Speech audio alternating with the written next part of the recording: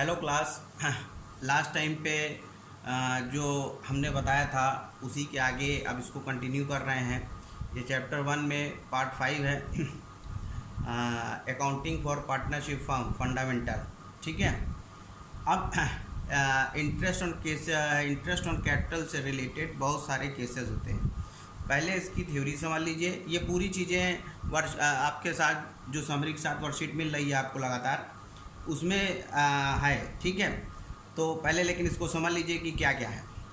अब different cases related to interest on capital क्या क्या है, इंटरेस्ट ऑन कैपिटल कैसे निकाला जाता है, क्या किया जाता है, ये सब हमने लास्ट टाइम पे आपको बता दिया है। ठीक है।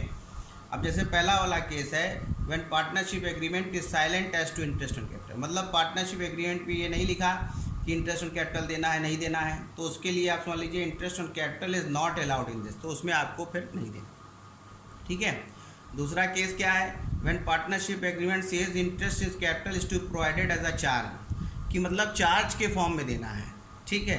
जब चार्ज के फॉर्म में देना पड़ेगा तो क्या ट्रीटमेंट लिखा है, interest on capital is fully allowed, पूरा देना पड़ेगा whether there is a profit और लॉस, चाहे प्रॉफिट हो चाहे लॉस हो, because charges are fully provided. Charge को देना ही देना पड़ता है respective of the amount of profit और लॉस।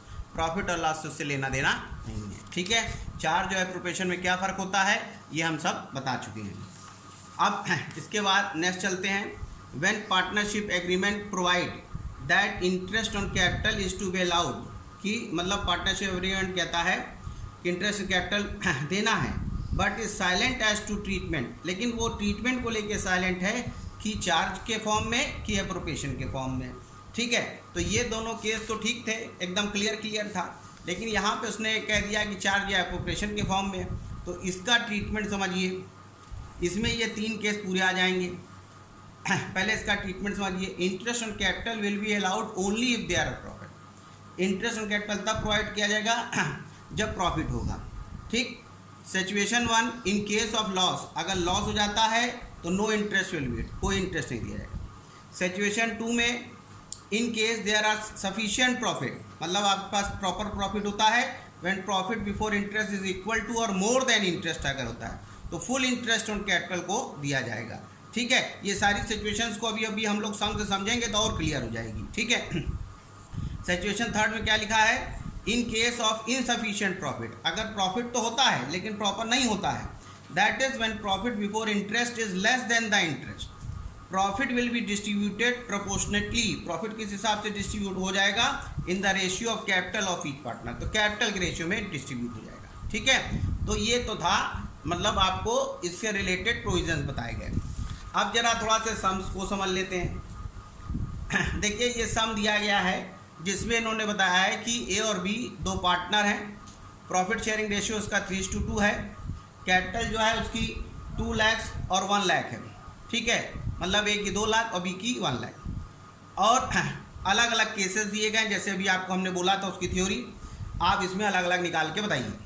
केस 1 जो दिया गया है, पार्टनरशिप डीड साइलेंट है as to interest on capital and the profit for the year, profit कितना है 50,000। दूसरे केस में क्या है, partnership deed provide for interest, इसमें पार्टनरशिप डीड में इंटरेस्ट ऑन कैपिटल के लिए लिखा है कि 8% पर एनम के हिसाब से होगा, and the losses for the year, losses कितना हुआ 50,000।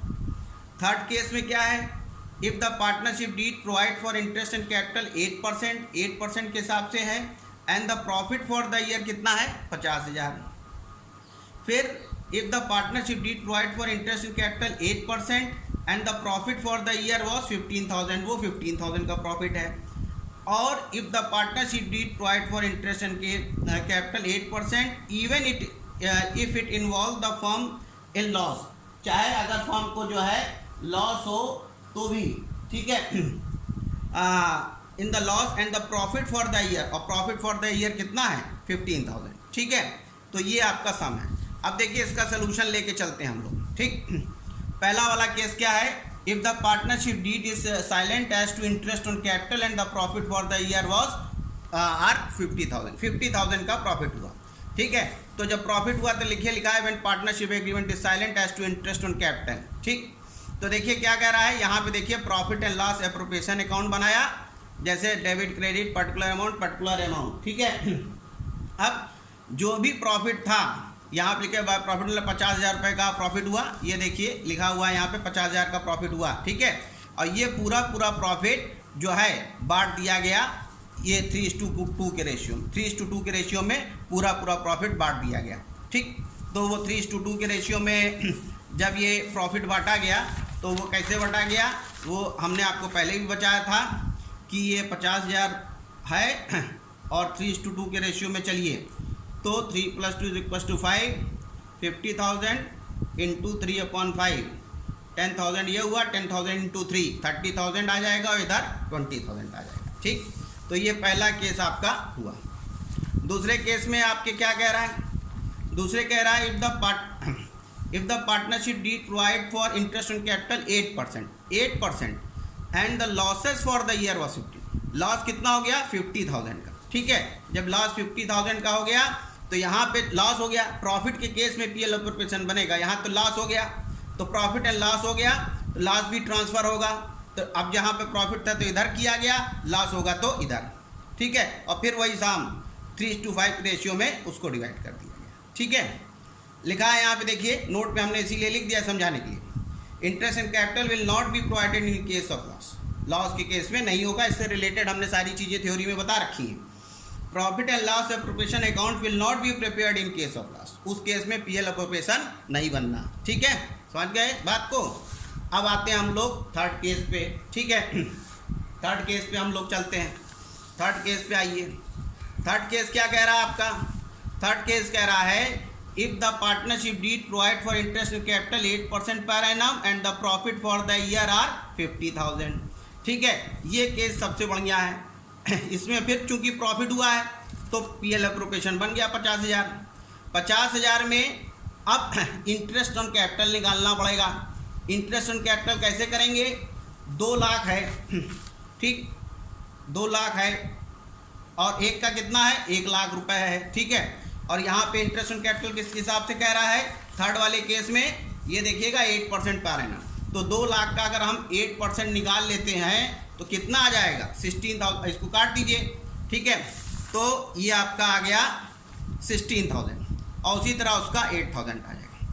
अब 50,000 टोटल में से था, उसमें से इंटरेस्ट ऑन कैपिटल आपने माइनस कर दिया तो बचा इंटरेस्ट ऑन कैपिटल पूरा टोटल दोनों जोड़ के 24,000 था, तो 50,000 में से 24,000 हटा दिया आपने तो बचा कितना 26,000। और ये जो 26,000 है ये प्रॉफिट शेयरिंग रेशियो में 3:2 के रेशियो में बटेगा, ठीक है। मतलब जैसे ये है 26,000 है, 26,000 का आप कर लीजिए 3/5, 3:2 के रेशियो में बट रहा है, ठीक। तो 5 2 जा ये 52 इंटू अगर ये करीब आप 300 कर दीजिएगा तो 52 इंटू 3 करिए 6 हो गया और 5 3 15, ठीक, और 2 0 और जोड़ दीजिए तो ये 15,600 आ गया, ठीक है। आइए देखें यहाँ पे 15,600, इसी तरह से 10,400 इसका आ जाएगा, ठीक है। तो आपका ये केस 3 भी हो गया। अब केस 4 के ऊपर चलते हैं। If the partnership deed provide for interest on capital 8% and the profit for the year ₹15 था। अब 15,000 रुपये ही सिर्फ प्रॉफिट हो रहा है, जबकि इंटरेस्ट ऑन कैपिटल ये भी आपने देख लिया कितना हो रहा था, ठीक है। तो फिर जो है चूंकि प्रॉफिट हो रहा है तो वही प्रॉफिट बटेगा, 15,000 ही प्रॉफिट बटेगा, लेकिन ये प्रॉफिट जो है इसका बटने का जो सिस्टम है वो जैसे 3:2 के रेशियो में नहीं बटेगा, ये कैपिटल के रेशियो में बटेगा। कैपिटल के रेशियो में बटेगा तब फिर क्या होगा, जैसे ये 2 लाख की कैपिटल हो गई, ठीक है, ये 2 लाख की कैपिटल और ये 1 लाख की कैपिटल हटा दीजिए तो 2:1 हो गया, 2:1 हो गया। प्रॉफिट कितना था 15,000 था, 15,000 इंटू 2/3 एक करिएगा तो कितना हो जाएगा 3 5 जा, तो ये 5 2 जा 10,000, ये 10,000 एक आ जाएगा, 5,000 एक आ जाएगा, ठीक। तो ये भी हो गया।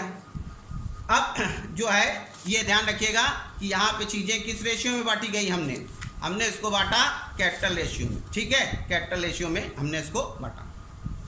अब इसके बाद एक और जो केस बचा फिफ्थ वाला, ठीक है, लास्ट केस बचा फिफ्थ का, उसमें भी जरा समझ लीजिए। If the partnership deed provide for interest and capital at the rate of 8%, even it involve the formula, loss होगा तब भी देना पड़ेगा, ठीक है। And the profit for the year is 15,000, ठीक है, और प्रॉफिट होगा 15,000 का प्रॉफिट हुआ। तो अब देखिए 15,000 का प्रॉफिट हुआ, जबकि इंटरेस्ट ऑन कैपिटल ही पहले भी बताया था 24,000 के करीब हो जा रहा है। देखिए अगर आप यहाँ पे देखिएगा तो ये आगे आप देखिएगा, दोनों लोगों ने 8% के हिसाब से लगाया था, 8% के हिसाब से देना है इनको। ये देखिए यहाँ पे 8% के हिसाब से लिखा हुआ है, तो 8% के हिसाब से देना है। तो 2 लाख का 8% निकाल लीजिएगा तो 16,000, 8,000, तो टोटल 24,000 तो यही हो जा रहा है, जबकि आपका प्रॉफिट सिर्फ 15,000 रुपये था, ठीक है। तो आपको जो लॉस मतलब जो टोटल 9,000 रुपये कम पड़ रहा है, तो ये लॉस जो है ट्रांसफ़र कर दिया गया 3/5 और 2/5 जो प्रॉफिट शेयरिंग रेशियो है उसके हिसाब से, ठीक है। और यहाँ पे हमने नोट इसीलिए लिख दिया, interest on capital will be allowed even if the firm incurs loss. It means interest on capital is a charge against profit, ये चार्ज है, ठीक है।